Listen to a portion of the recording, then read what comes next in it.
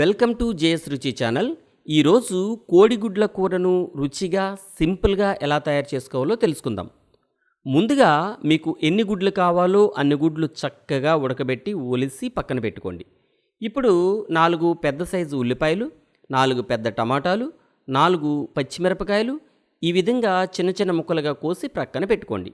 ఇప్పుడు స్టవ్ వెలిగించి స్టవ్ మీద మూకుడు పెట్టి అందులో 2 టీ గ్లాసుల నూనె పోసి నూనె వేడెక్కాక ముందుగా కోసిపెట్టుకున్న ఉల్లిపాయ ముక్కలను, పచ్చిమిరపకాయ ముక్కలను, 2 రెబ్బల తాజా కరివేపాకును అందులో వేసి దానిపై మూత పెట్టి కాసేపయ్యాక మూత తీసి ఉల్లిపాయ ముక్కలు బ్రౌన్ కలర్ వచ్చేంత వరకు వేపండి. ఇప్పుడు అందులో ఓ పావు టీ స్పూన్ తాజా అల్లం వెల్లుల్లి ముద్దు కూడా వేసి ఈ విధంగా కలుపుతూ వేపండి.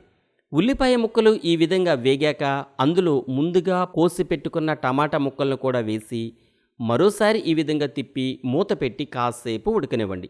ఈ విధంగా ఉడికాక ఇందులో రుచికి సరిపడా ఉప్పు వేసి ఓ 2 టీ స్పూన్ల కారం, ఓ పావు టీ స్పూన్ పసుపు వేసి కూరను బాగా కలపండి.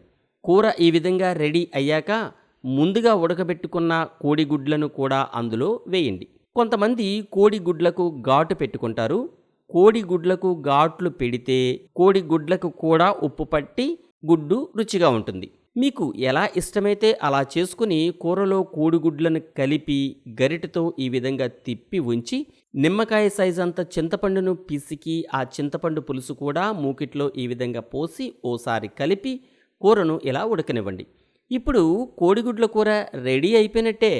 కూరను స్టవ్ మీద నుంచి దించే ముందు ముక్కలుగా కోసుకున్న తాజా కొత్తిమీరను కూరపై చల్లి దించి కూరను ఈ విధంగా మరో గిన్నెలో వేసుకుని ఓసారి కూరలో ఉప్పు సరిపోయిందో లేదో చూసుకుని అన్నంలో వేసుకుని తినేయటమే. చూసారా, కోడిగుడ్ల కూర వండడం ఎంత సులువో. మీరు కూడా ఈ విధంగా వండి చూడండి. కూర అదరహో అని మీరే అంటారు. మరోసారి వండుకుని మళ్ళీ తినేస్తారు. ఈ వీడియో మీకు నచ్చినట్లయితే ఓ లైక్ చేయడం మాత్రం మర్చిపోకండి.